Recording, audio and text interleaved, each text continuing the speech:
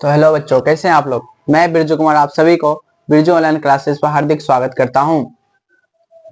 पिछले 4 दिनों से जो है हम लोग क्लास 7 हिस्ट्री चैप्टर 3 तुर्क अफगान शासक को पढ़ते आ रहे हैं। आज जो है इसका लास्ट क्लास होने वाला है। आज जो ये चैप्टर खत्म हो जाएगा, ठीक है। तो ये वीडियो थोड़ी लंबी होने वाली है, इसलिए जो है ध्यान से अच्छे से सुनिएगा और पढ़िएगा, ठीक है। तो आज जो हम लोग पढ़ने वाले हैं दिल्ली सल्तनत थी ना, दिल्ली सल्तनत, उस पर जो है ना 5 वंशों का शासन हुआ था, जो लगभग 300 वर्षों तक किए थे।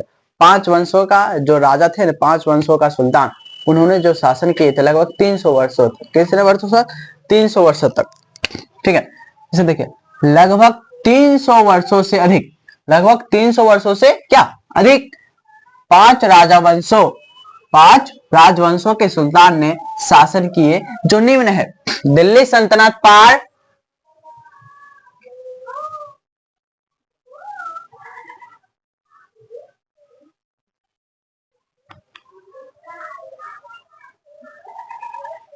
दिल्ली सल्तनत पांच राजवंशों ने 300 वर्षों से अधिक शासन किए थे, ठीक है।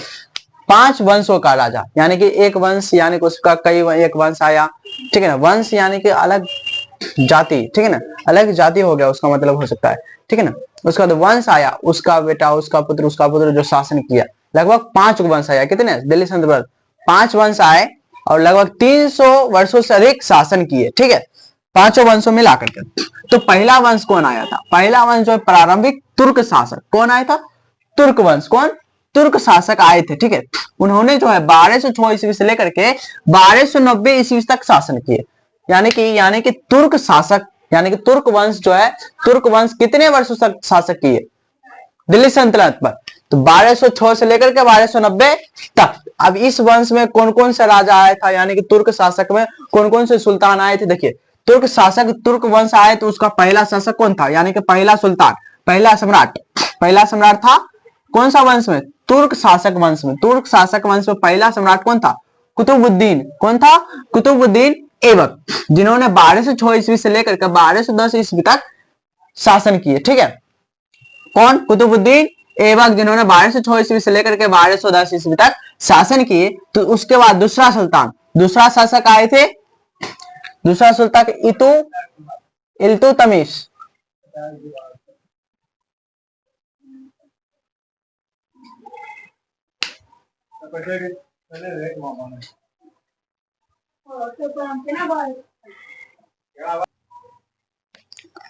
तो देखिए, दूसरा शासक कौन आए थे? इल्तुतमिश नामक एक शासक आए थे। किसमें? तुर्क वंश में। तुर्क वंश में ही इसके, ये सब कौन सा वंश का? ये सब जो है तुर्क वंश का। कौन सा वंश का? ये चारों जो शासक आए थे तुर्क वंश का। दूसरा शासक आए थे इल्तुतमिश, जिन्होंने 1210 ईस्वी से 1236 ईस्वी तक शासन किया था, हुकूमत किए थे, ठीक है ना। कहां पर? दिल्ली सल्तनत में, दिल्ली में, ठीक है ना। उसके बाद तीसरा, इसका इसी वंश का तीसरा शासक आए थे रजिया सुल्तान, ठीक है, रजिया। उसके बाद जो जिन्होंने 1236 से 1240 ईस्वी तक शासन किए थे।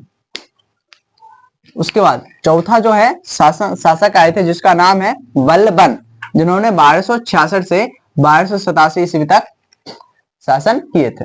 ये हो गया तुर्क वंश का। कौन सा वंश का? तुर्क वंश का। तुर्क वंश में कितने शासक आए थे? 1 2 3 4, 4 शासक। कितने शासक? 4 शासक आए थे, ठीक है, जिन्होंने शासन किए थे, ठीक है। उसके बाद इस वंश खत्म होने के बाद दूसरा वंश आया, दूसरा वंश आया, जिसका नाम है खिलजी वंश, ठीक है। इस वंश का जो शासन काल है 1290 ईस्वी से 1320 ईस्वी तक है। खिलजी वंश का पहला शासक, खिलजी वंश में पहला सुल्तान कौन था? जलालुद्दीन खिलजी। कौन थे? जलालुद्दीन खिलजी, जिन्होंने 1290 से 1296 ईस्वी तक 6 सालों तक शासन किए थे। कौन? जलालुद्दीन खिलजी। दूसरा शासक कौन थे? अलाउद्दीन खिलजी, जिन्होंने 1296 ईस्वी से 1396 ईस्वी तक शासन किए, ठीक है। ये दोनों, यानी खिलजी वंश में कितने शासक आए थे? खिलजी वंश में 2 शासक आए थे। कितने शासक? 2 शासक। खिलजी वंश में 2 सुल्तान आए थे। उसके बाद इस वंश खत्म होने के बाद, ये वंश जो है खिलजी वंश समाप्त होने के बाद तीसरा वंश आया था तुगलक वंश। कौन सा तीसरा वंश? तुगलक वंश, जिन्होंने 1320 ईस्वी से 1414 ईस्वी तक शासन किए थे। ठीक है, इसका पहला जो है, इसका जो पहला सुल्तान कौन आया था, गयासुद्दीन तुगलक। कौन आए थे, गयासुद्दीन तुगलक, जिन्होंने 1320 ईस्वी से 1324 ईस्वी तक शासन किए थे। उसका दूसरा शासक कौन आए थे, मोहम्मद बिन तुगलक, जिन्होंने 1324 ईस्वी से 1351 ईस्वी तक शासन किए थे। इसी वंश का जो है तीसरा शासक फिरोज शाह तुगलक, फिरोज शाह तुगलक, जिन्होंने 1351 ईस्वी से 1388 ईस्वी तक शासन किए। यानी कि तुगलक वंश में कितने शासक आए, तुगलक वंश में कितने सम्राट आए, सुल्तान, तीन। कितने, तीन। पहला कौन, गयासुद्दीन तुगलक, दूसरा मोहम्मद बिन तुगलक, तीसरा फिरोज शाह तुगलक। ये तीनों के शासन काल के बाद इसका वंश खत्म हो गया, इसका वंश जो है खत्म हो गया। तब आया दूसरा वंश, क्या उसका अगला वंश आया, यानी कि चौथा वंश कौन था, चौथा वंश का नाम है सैयद वंश। कौन सा, सैयद वंश। सैयद वंश का शासन जो है 1414 से लेकर के 1451 ईस्वी तक था। सैयद वंश का जो है 1414 से लेकर के 1451 ईस्वी तक चला, जिन्होंने इसमें बस एक के शासक है, कौन, सैयद वंश में एक ही आया, खिज्र खां। कौन, खिज्र खां, जिन्होंने 1414 से लेकर 14 ईस्वी तक शासन किए थे। ठीक है, उसके बाद इस वंश का खत्म होने के बाद, सैयद वंश के समाप्त होने के बाद पांचवा जो लास्ट वंश था, लोधी वंश। कौन सा वंश, लोधी वंश, इसका शासन जो है 1451 से 1526 ईस्वी तक चला। लोधी वंश में पहला शासक बहलोल लोधी, जिसका शासन 1451 से 1489 ईस्वी तक था। दूसरा वंश इब्राहिम लोधी, जिसका शासन 1517 ईस्वी से 1526 ईस्वी तक चला। यानी कि लोधी वंश में किसने शासक, लोधी वंश में जो है दो शासक हैं, सैयद वंश में मात्र एक। उसके बाद इसमें प्रारंभिक तुर्क शासक, यानी कि तुर्क शासक वंश में 4 शासक। कितने, 4। यहां तक क्लियर है बात। यानी कि दिल्ली सल्तनत में थे ना 5 वंशों का शासन चला था। ठीक है, लगभग 300 वर्षों तक। उसमें जो है पहला वंश आपका हो जाएगा तुर्क वंश, दूसरा हो जाएगा खिलजी वंश, तीसरा हो जाएगा तुगलक वंश, चौथा हो जाएगा आपका सैयद वंश, और 5वां हो जाएगा लोधी वंश।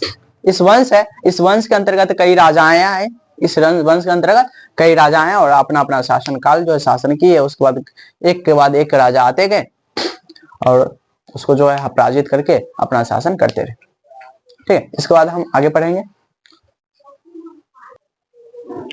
तो आइए बच्चों अगला देखते हैं। अगला कुछ नोट है, नोट को देखेंगे। ठीक है, नोट नंबर 1 में क्या कहता है, मोहम्मद बिन तुगलक ने 1327 ईस्वी में देवगिरी को अपनी राजधानी बनाया और उसका नाम बदलकर दौलताबाद रखा।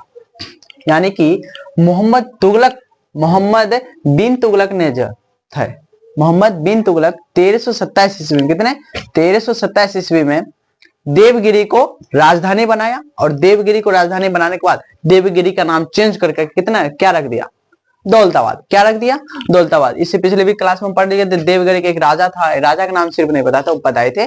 अभी क्या है, बिन तुगलक ने कौन किए थे देवगिरी को राजधानी परिवर्तन, याद है, राजधानी परिवर्तन जो किए थे कौन, मोहम्मद बिन तुगलक, जिन्होंने देवगिरी को नया राजधानी बनाया, उसका जो है नाम बदलकर दौलताबाद रखा गया था। ठीक है, दूसरा हम क्या, सल्तनत काल में आबादी का एक बहुत बड़ा भाग हिस्सा किसानों का था। यानी कि सल्तनत काल जो थे वहां पर आबादी किसका सबसे ज्यादा आबादी था, किसान। वहां सल्तनत काल में किसान समझते हैं, जो फसल उगाते हैं, किसान खेती करते हैं, उसे क्या कहते हैं, किसान। किसानों बहुत था किस काल में, सल्तनत काल में बहुत ज्यादा आबादी किसका था, किसानों का। वहां पर सिर्फ और सिर्फ बहुत देखिएगा खाली किसान ही किसान। ठीक है ना, फार्मर ही फार्मर। उसके बाद देखिए तीसरा में, इब्राहिम लोदी को पानीपत के प्रथम युद्ध में हराकर बाबर ने एक नए राजवंश, मुगलक राजवंश की स्थापना की। यानी कि एक युद्ध हुआ था जिसका नाम था पानीपत। पानीपत का प्रथम युद्ध में बाबर आया और बाबर ने आक्रमण किया, और लोदी वंश का एक राजा था जिसका नाम है इब्राहिम लोदी, उसको हरा करके एक नए राजवंश यानी कि लोधी वंश समाप्त हो गए, एक नए राजवंश का स्थापना किया। उस राजवंश का नाम था मुगल राजवंश। क्या नाम था? मुगल राजवंश। ठीक है, नहीं समझे? जैसे कि पानीपत का एक युद्ध हुआ था, ठीक है, एक युद्ध हुआ था जिसका नाम पानीपत था। उसमें जो है बाबर ने आया था, बाबर ने इब्राहिम लोदी को हराया। किसको हराया? इब्राहिम लोदी को हराया और लोधी वंश का स्थापना हरा दिया, यानी कि लोधी वंश जो है खत्म हो गया। एक नए राजवंश का स्थापना हुआ जिसका नाम है मुगल वंश। कौन सा? मुगल वंश या फिर मुगल राजवंश की स्थापना किया कौन? बाबर ने। यानी कि पूछ दिया जाएगा मुगल वंश का स्थापना किसने किया था? बाबर। किसने? बाबर। किसको हरा करके? इब्राहिम लोदी को। ठीक है, किस युद्ध में? पानीपत के युद्ध में। ठीक है, उसके बाद देखिए चौथा क्या? उत्तर भारत में तुर्क शासन की स्थापना मोहम्मद गौरी नामक तुर्क किया था। उसकी मृत्यु 1206 ईस्वी में हुई। यानी कि भारत के उत्तरी भाग में जो है एक शासन की स्थापना हुई थी जिसका नाम है तुर्क शासन। तुर्क शासन की स्थापना किसने की थी? मोहम्मद गौरी। तुर्क शासन की स्थापना किसने की थी? मोहम्मद गौरी। और इसका मृत्यु जो है 1206 ईस्वी में हुआ था। ठीक है, पचवा देखिए, खिलजी वंश का सबसे प्रसिद्ध सुल्तान अलाउद्दीन खिलजी था। यानी कि एक वंश अभी इससे पहले अभी पढ़े, जस्ट पहले पढ़े, खिलजी वंश। ठीक है ना, दिल्ली का एक वंश है, ठीक है ना, जिस पर खिलजी वंश में ही सुल्तान थे। ठीक है ना, खिलजी वंश का एक प्रसिद्ध सुल्तान कौन था? जो बहुत ज्यादा फेमस था, एकदम सबसे ज्यादा विकसित। ठीक है ना, विकसित। खिलजी वंश का एक बहुत बड़ा शासक प्रसिद्ध कौन था? प्रसिद्ध कौन है रे? अलाउद्दीन खिलजी। कौन? अलाउद्दीन खिलजी। ठीक है, उसके बाद मूल्य नियंत्रण की नीति अलाउद्दीन खिलजी ने लागू की थी। एक नीति था जिसका नाम था मूल्य नियंत्रण। ठीक है, इस नीति का जो है लागू किसने किया था? पूछ दिया जाएगा मूल्य नियंत्रण की नीति का लागू किसने किया? अलाउद्दीन खिलजी। अलाउद्दीन खिलजी किस नीति को लागू किया? तो उसका नाम है मूल्य नियंत्रण। ठीक है, मूल्य नियंत्रण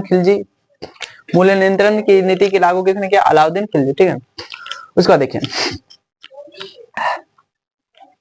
दिल्ली की स्थापना तोमर राजपूत वंश के शासन काल यानी कि 950 ईस्वी के आसपास में हुआ। दिल्ली का स्थापना कब हुआ था? दिल्ली का स्थापना जो है तोमर राजपूत वंश के शासन काल में। यानी कि दिल्ली की जब स्थापना हुआ तो उस समय किस वंश का शासन चल रहा था? तोमर वंश। किस वंश का शासन उस समय चल रहा था जब दिल्ली का स्थापना हुआ? तो तोमर वंश। यानी कि दिल्ली का स्थापना किस शासन काल में हुआ था? तोमर राजपूत वंश। क्या?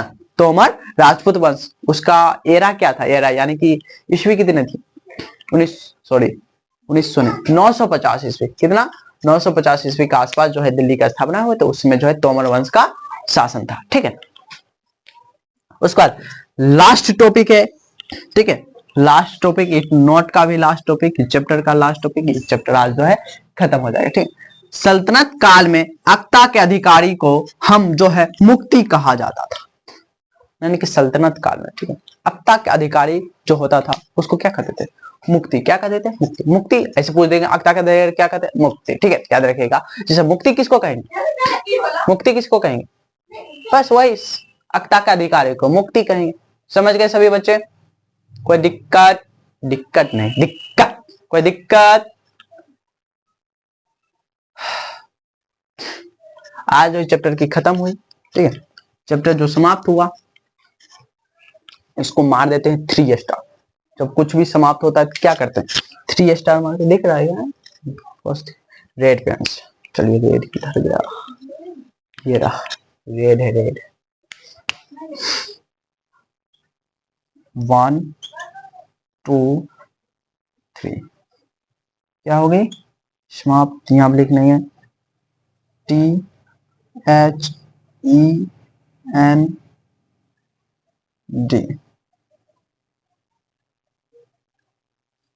THEND the int. ठीक है, समाप्त हो गई। आप चलेंगे इससे अगला चैप्टर। ठीक है, अगर कोई भी दिक्कत हो, कुछ पूछना हो तो आप जो है हमें जो है कमेंट बॉक्स में जरूर बताएं, हमसे संपर्क करें। कमेंट बॉक्स में बताएं क्या दिक्कतें हैं। उसको जो अगली क्लास में हम जो उसको दिक्कत को सुधार देंगे, या फिर जो है कोई भी प्रॉब्लम हो समस्या का समाधान हो जाएगा, या फिर कोई समझने में दिक्कत हो तो उसका जो सोल्यूशन यानी कि अच्छे से समझा देंगे अगले क्लास में, ठीक है।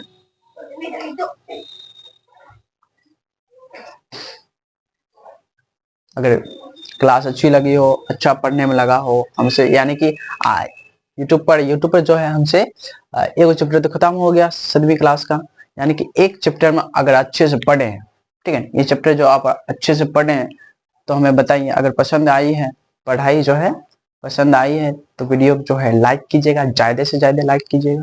देखते हैं इस वीडियो को कितना लाइक जाता है। ज्यादा से ज्यादा शेयर भी कीजिएगा। शेयर यानी कि आप शेयर मतलब क्या होता है कि यानी कि इस वीडियो है आप देख रहे हैं 7वीं क्लास का, अगर आप आस पास या कोई भी 7वीं क्लास में अगर वो अच्छे से पढ़ना चाहते हैं तो यानी कि इस वीडियो का जो है लिंक आप जो है भेज सकते हैं। इस वीडियो का लिंक यानी किसी को भेज सकते हैं, ये हुआ क्या, शेयर करना, ठीक है। और इससे आपको जो है चैनल को भी सब्सक्राइब कर लीजिएगा। सब्सक्राइब करने से क्या होता है कि यानी कि आने वाले जितना भी वीडियो होगा आपका जो है, जैसे वीडियो अपलोड करेंगे आपका नोटिफिकेशन चल जाएगा मोबाइल पे, ताकि हाँ वीडियो आ चुका है। और उसके बाद नीचे में जो है कमेंट बॉक्स या डिस्क्रिप्शन में जो है अपना चैनल का, व्हाट्सएप चैनल का लिंक होगा, वहां पर जाकर के लिंक पर ज्वाइन होइएगा। एक आएगा मेरा फोटो, उसके बाद व्यू चैनल होगा, व्यू चैनल पे क्लिक कीजिएगा तो चैनल खुल जाएगा, ठीक है। चैनल खुल जाने के बाद वहाँ फॉलो कर लीजिएगा। फॉलो करने से ये होगा कि कोई सा भी वीडियो हम डालेंगे, कुछ भी डालेंगे तो चैनल पर जो है लिंक भेज देंगे ताकि आप पर सबसे पहले पहुंच जाए और समय से जो है क्लास कर लीजिएगा, ठीक है। तो तब तक के लिए इतना ही। पढ़ते रहिए, हंसते रहिए, खेलते रहिए, ठीक है। मिलते हैं किसी नेक्स्ट वीडियो में नेक्स्ट चैप्टर के साथ, ठीक है। तब तक के लिए बाय।